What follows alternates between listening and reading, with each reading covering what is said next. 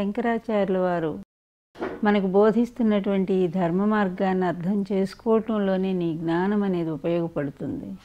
అంటే ఇక్కడ తెలుసుకునేది కూడా జ్ఞానమే గనుక జ్ఞానాన్ని జ్ఞానం చేత తెలుసుకోవాలి. ఆ అజ్ఞానం చేత జ్ఞానాన్ని తెలుసుకోవటం సాధ్యం కాదు గనుక జ్ఞానం చేతనే జ్ఞానం తెలియబడుతుంది. కనుక వెలుతురులో ప్రతి వస్తువు స్పష్టపడ్డట్టుగా జ్ఞాన మార్గంలో నీ మార్గం ఏదో చాలా స్పష్టంగా బోధపడుతుందని పోయిన శ్లోకంలో ఆయన చెప్పారు. ఇప్పుడు శ్లోకం కూడా అదే చెప్తున్నారు. అసలు నువ్వు ధ్యాన నిష్ఠాపరుడు అవ్వటానికి ఏమేం మార్గాలు నువ్వు అనుసరించాల్సి ఉంటుంది, ఏ విధానాలు నువ్వు సక్రమంగా వాటిని ఉపయోగించాల్సి ఉంటుంది. ఆ మార్గంలో ప్రయాణం చేస్తేనే సరైన గమ్యం చేరుకోవటానికి నీకు అవకాశం ఉంటుంది. అందువలన ఇవన్నీ కూడా మహర్షి ప్రతిబోధితాలే, ఇవన్నీ కూడా ప్రబోధితాలైనటువంటి ఈ అష్టాంగ యోగాలను ముందు అనుష్ఠించడం నేర్చుకో అని చెప్తూ ఈ శ్లోకం చెప్తా ఉన్నారు. ప్రాణాయామం ప్రత్యాహారం నిత్యానిత్య వివేక విచారం జాప్య సమేత సమాధి విధానం కుర్వవధానం మహదవధానం. ఎంత మంచి శ్లోకం అంటే, చెప్పాలంటే ఇది ఒక హయ్యెస్ట్ ఫిలాసఫీకి ఒక మార్గం. ఇది అంటే చాలా ఉన్నత దశ ఫిలాసఫీలో పూర్తిగా దాన్ని చేరుకునేటువంటి మార్గం ఏదైతే ఉందో ఈ అష్టాంగ యోగాలు. ఈ మార్గం ద్వారానే నువ్వు దాన్ని చేరుకోవటానికి, ఆ పరబ్రహ్మతత్వాన్ని అర్థం చేసుకోవటానికి చాలా స్పష్టమైనటువంటి మార్గం ఇది, సరైనటువంటి మార్గం కూడా ఇది. కనుక ప్రాణాయామం మనకి అందరికీ తెలిసినటువంటిదే. ఈరోజు ఎవరు మెడిటేషన్ చేయాలన్నా కూడా ముందు ప్రాణాయామాన్ని నేర్పిస్తూ ఉంటారు. అవి ఎన్ని మార్గాలు వేరైనా కూడా ప్రాణాయామం ఒక్కటే. ఎందుకంటే శ్వాసకు సంబంధించింది కనుక ఇది. అది విపస్యంలో చెప్పిన ప్రాణాయామం అలాగే ఉంటుంది, అదే ట్రాన్సెండెంటల్ మెడిటేషన్లో చెప్పిన ప్రాణాయామం అదే రూపం, యోగశాస్త్రంలో చెప్పిన ప్రాణాయామం అదే రూపం, పతంజలి సూత్రాల్లో ప్రాణాయామం అదే రూపం. అందువల్ల ఎవరు ఏ విధంగా చెప్పినా కూడా ప్రాణాయామం ప్రాణనాడికి సంబంధించింది కనుక అది ఒకే విధంగా ఉంటుంది. అందువల్ల ప్రాణాయామం ప్రత్యాహారం అంటే నువ్వు తిరిగి తెచ్చుకోవటం, అంటే ఇంద్రియాల ఆకర్షణ నుంచి తిరిగి నువ్వు రావటం అనేది ప్రత్యాహారం, మరలి రావటం అనే అర్థం వస్తుంది అక్కడ. ప్రత్యాహారం నిత్యానిత్య వివేక విచారం, ఇంకా నిరంతరం కూడా శాశ్వతమైందేదో అశాశ్వతమైందేదో అనేటువంటి నిత్యము కూడా ఇటువంటి నిత్యము అనిత్యము ఏదైతే ఉందో అది వివేక తెలివితో విచారించడం అనేది ఒకటి.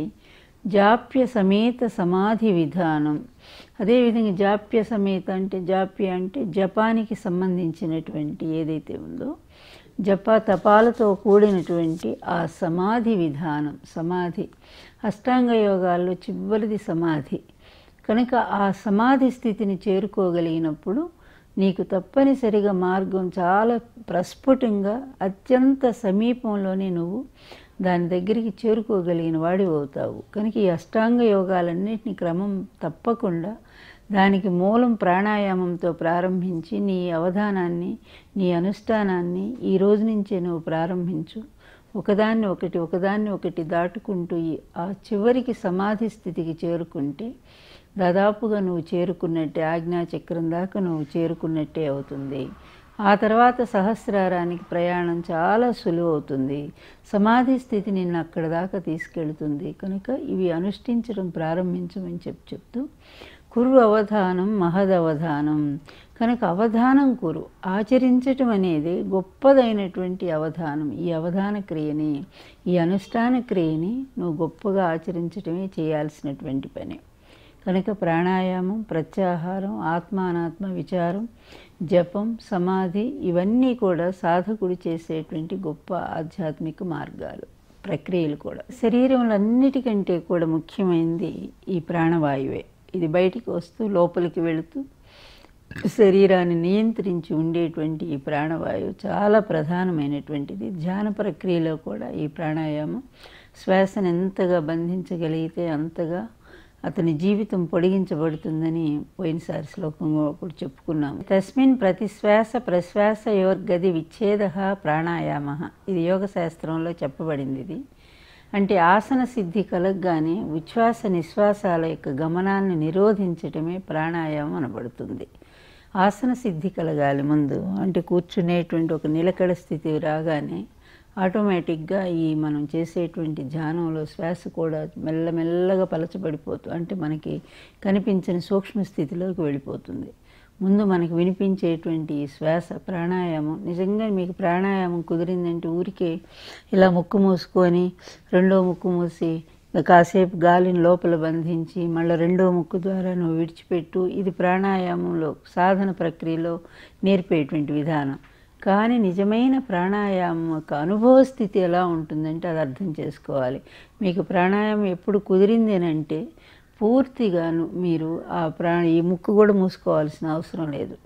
ఆటోమేటిక్గా, అంటే దానంతట అదే శ్వాస తనంత తనే ఒక ముక్కు ద్వారా లోపలికి వెళుతుంది, కాసేపు అది లోపల తిరుగుతుంది, ఆ తర్వాత రెండో ముక్కు ద్వారా నిర్గమనం బయటికి వస్తుంది, మళ్ళీ ఇదే ముక్కు ద్వారా లోపలికి వెళుతుంది, కాసేపు లోపల భ్రమించి మళ్ళీ బయటకు వస్తుంది.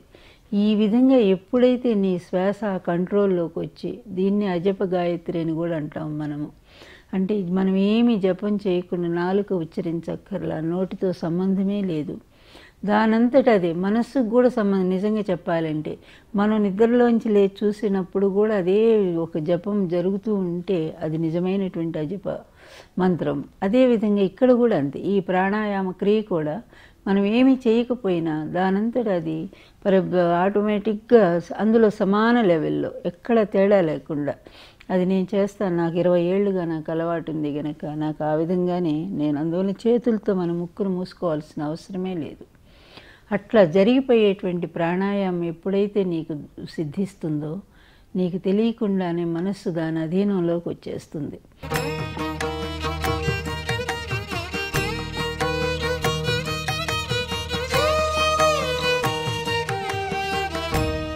ఆసన సిద్ధి కలగగానే ప్రాణాయామం ఈ ప్రాణ చలనాన్ని నిరోధించాలి. అపానవాయువును ప్రాణవాయువులో ఉంచటమే దీన్ని పూరకం అంటారు. అపానవాయువుని ప్రాణాయామం ఉంచటమే దీన్ని పూరకం. అంటే మీరు చూడండి, గాలి పీల్చుకోవటం ముందు, ఇందాక ప్రాణాయామం చెప్పుకున్నాం కదా ఏ విధంగా అనేది, అది ఏ విధంగా శ్వాసను పీలుస్తామంటే ప్రాణాయామంలో అపానవాయువు నుంచి, అంటే నాభి క్రింద నుంచి కూడా ఆ శ్వాసను బలంగా పీలుస్తాం, పైకి పీల్చి ఈ ప్రాణవాయువులో కలుపుతాము. ఆ వాయువుని కలిపినప్పుడు అది బయటకు వస్తుంది, బహిర్గతం అవుతుంది. మళ్ళీ దాన్నే పూరకం అంటాము. అలాగే ప్రాణవాయువుని అపాయవాయువును ఉంచడం రేచకం అన్నమాట. అంటే మళ్ళీ మెల్లగా వదులుతూ ఉంటాం కదా, మెల్లగా వదిలేటప్పుడు మళ్ళీ సర్దుకుంటుంది శరీరం. అందువలన ఈ ప్రాణవాయువుని తీసుకెళ్ళి మళ్ళీ క్రింద అపానవాయువులో ఉంచటాన్నేమో రేచకం అంటాము. కనుక వాటికి విరుద్ధంగా నిరోధించటమేమో కుంభకం. అంటే కంప్లీట్ లోపల కాసేపు ఆపేస్తాము ఈ గాలిని, క్రిందకి పైకి పోనీయకుండా ఆపేదే కుంభకం. అది చాలా ముఖ్యమైనటువంటి సమాధి స్థితి చేరాలి అంటే తొందరగా ఈ కుంభకం అనేది ఎంత ఎక్కువగా దాన్ని అభ్యాసం చేస్తే అంత తొందరగా సమాధి స్థితిని అందుకోవడానికి అవకాశం ఉంటుంది. దీనివల్ల ఏం జరుగుతుంది అంటే దీనివల్ల షట్చక్రాలు ప్రేరణ పొందుతూ ఉంటాయి కనుక పొంది చివరికి కుండలిని శక్తిని ప్రేరేపిస్తాయి. కనుక అప్పుడే దానిలో ఉండేటువంటి ఒక శక్తిని సాధించడానికి అవకాశం ఉంటుంది. ప్రాణవాయువుని అపానవాయువులతో చేర్చడమే ప్రాణాయామం, అంతే, అంతకుమించి ఇంకేం లేదు. ఇక్కడ నాభి నుంచి గాలిని బలంగా పీల్చటం, మళ్ళా మెల్లగా వదలటం, మళ్ళీ నాభి దాకా వెళ్ళేట్టుగా వదలటం, అంతే చేయాల్సింది. కనుక ఈ శరీరం పాంచభౌతిక రూపమైనటువంటి పృథివీ, నీరు, నిప్పు, గాలి, ఆకాశాలు వీటన్నిటితో కూడుకుని ఉందని మనం చెప్పుకుంటున్నాము. చెప్పుకోవటం కాదు, వాస్తవం కూడా అదే. ఈ పంచభూతాలను కనుక ప్రాణాయామంతో పదిలపరుచుకున్న వాళ్ళకి ఆయుష్, ఆరోగ్యం అన్నీ పెరుగుతాయి. కనుక దీని గురించి శాస్త్రీయ ప్రకారంగా కూడా ఈ సృష్టిలోని గ్రహాల పరిభ్రమణం ఇది ఇంత ఆలోచిస్తే, అలాగే భూమండలానికి, మనలోని ఇచ్ఛాశక్తికి, క్రియాశక్తికి, జ్ఞానశక్తికి వీటన్నిటికీ సంబంధం ఉంది. ఇది గతంలో కూడా వచ్చింది. మనలో ఏ పంచభూతాలు ఉన్నాయో బయట కూడా అవే పంచభూతాలు ఉన్నాయి. అదేవిధంగా మనలో ఈ గ్రహాల ఆకర్షక శక్తి ఏదైతే ఉందో, ఈ పరిభ్రమణలో తిరిగేటువంటి శక్తి ఏదైతే ఉందో, అలాగే మనలో కూడా అవి ప్రేరేపణలు ఇచ్ఛాశక్తి, క్రియాశక్తి, జ్ఞానశక్తిగా రూపాంతరం, ఈ శక్తి ఈ విధంగా త్రివిధంగా రూపాంతరం చెందుతూ మనల్ని ముందుకు నడిపిస్తూనే ఉంటుంది.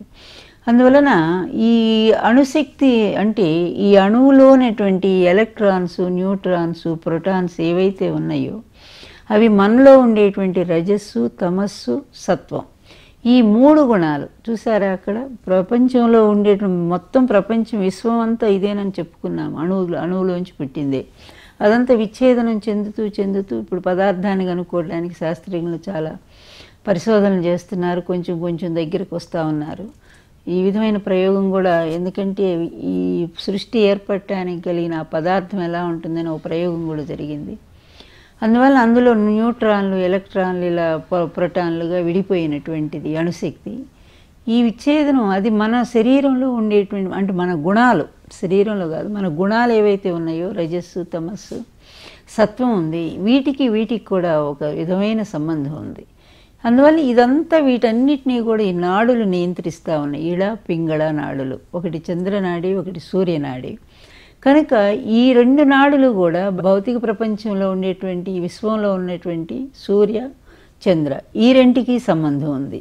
ఎంత గొప్ప సైన్స్ యోగ శాస్త్రం అంటే దాన్ని అర్థం పర్థం లేకుండా చేసి పడేస్తూ ఉన్నారు మన వాళ్ళు. ఈ గొప్పదైనటువంటి ఈ శాస్త్రాన్ని ఎంతగా అధ్యయనం చేయగలిగితే మానవాళ్ళు అంత ఎక్కువగా బ్రతకటానికి అవకాశం ఉంటుంది. కనుక మానవ మనుగడకి, సృష్టి ధర్మానికి ఎంత సంబంధం ఉందో చక్కగా మనకి యోగ శాస్త్రం అంతా కూడా చెప్తా ఉంది. కనుక ఇట్లా అష్టాంగ యోగ సాధన మోక్ష ప్రాప్తి కారకమైన జ్ఞానయోగానికే కాక సూక్ష్మ శరీరంలో ఉండే ఈ ప్రాణ పంచకానికి కూడా బలాన్ని చేకూరుస్తూ ఉంటుంది. నాభిస్థానం నుంచి నాసిక వరకు కూడా ఈ వాయు క్రమబద్ధీకరించి దాని మూలాధారం, స్వాధిష్టానం, మణిపూరకం, అనాహతం, విశుద్ధం, ఆజ్ఞాచక్రం, ఇప్పటిదాకా ఈ ప్రసారం జరిగినప్పుడు మాత్రమే వాయువు ఒక్కొక్క చక్రాన్ని పరిభ్రమిస్తూ దాని చుట్టూ తిరుగుతూ ఈ విధంగా చివరికి ఆజ్ఞాచక్రం దాకా పరిభ్రమించేసరికి కుండలిని దాన్ని ప్రేరేపించేటువంటి ఒక గొప్ప సాధనంగా అది మారుతుంది అక్కడికి వచ్చేసరికి. అందువలన ఈ అనాహత, విశుద్ధ, ప్రజ్ఞా, సహస్రారం వరకు ఉన్న చక్రాలన్నింటినీ కూడా స్వాధీనపరుచుకొని పరమాత్మకు సన్నిహితం అవటానికి ఈ ప్రాణాయామే ఒక మంచి మార్గంగా మనకు అప్పుడు అర్థమవుతుంది. ఇప్పుడు ఎంత చెప్పినా కూడా అర్థం కాదు. శ్వాసని ఎంత తక్కువగా మనం ఉపయోగిస్తుంటామో అంత ఎక్కువ జీవితం మనిషికి మాత్రం కలుగుతుంది. ఇది వాస్తవమైనటువంటిది. ఎందుకంటే నిమిషానికి ఇన్ని శ్వాసలు, 72 శ్వాసలు ఎంతో పీలుస్తాము. ఈ 72 శ్వాసలను తగ్గిస్తే నిమిషానికి ముందు 60, ఆ తర్వాత 50 శ్వాసలు, తర్వాత 40, తర్వాత 30 శ్వాసలు, 20 శ్వాస, అసలు నిమిషానికి ఒక్క శ్వాస, లేదా 5 నిమిషాలకు ఒక శ్వాస, 10 నిమిషాలకు ఒక శ్వాస, ఈ విధంగా సాధన చేసుకుంటూ పోతే మరి అది ఆయుష్ పెరుగుతుంది కదా ఆటోమేటిక్గా. కనుక దీని మీద సాధన చేయాల్సినటువంటి అవసరం ఉంది. ఈ శక్తి చక్రాలు శరీరానికి నిజంగా ఎలాంటివి అంటే ఒక ట్రాన్స్ఫార్మ్ లాంటివి. దీనిలో నుంచి వెలువడేటువంటి ఇవి శక్తి శరీరం అంతటా కూడా ఇవి పంపిణీ చేస్తూ ఉంటాయి.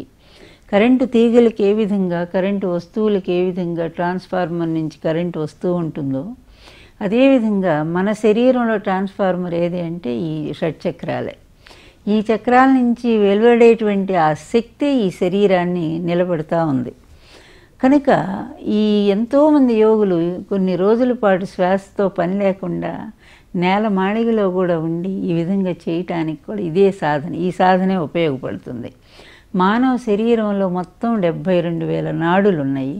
అయినప్పటికీ సుషుమ్నా నాడితో సంగమం అయ్యేది ఈ 7 మాత్రమే.